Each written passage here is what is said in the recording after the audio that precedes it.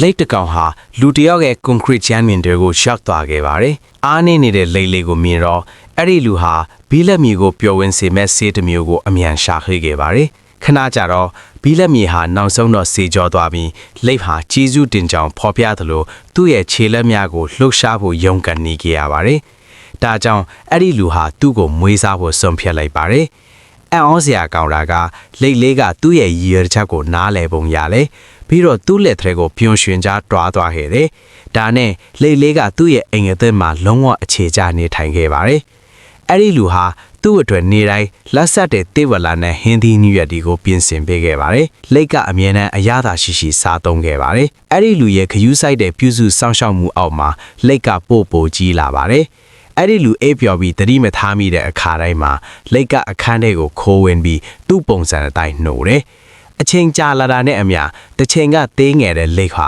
အေယာမလိတ်ကြီးဖြစ်လာပြီးအစားအစာတိုင်းမှာတေဝလာနဲ့ဟင်းသီးဟင်းရွက်ကီလိုဂရမ်အများပြားကိုစားနိုင်တယ်။လိတ်လေးကအရင်ကြီးလာတာကြောင့်အိမ်ဟာသူ့ရဲ့နေ့စဉ်လုံရန်ဆောင်ရွက်တွေအတွက်မသင့်တော်တော့ပါဘူး။ဒါနဲ့အဲ့ဒီလူဟာလွတ်လပ်စွာလွှဲလန့်သွားလာနိုင်အောင်အသွင်ကြီးမားတော့ဘီလာတစ်လုံးဆောက်ပေးပါတယ်။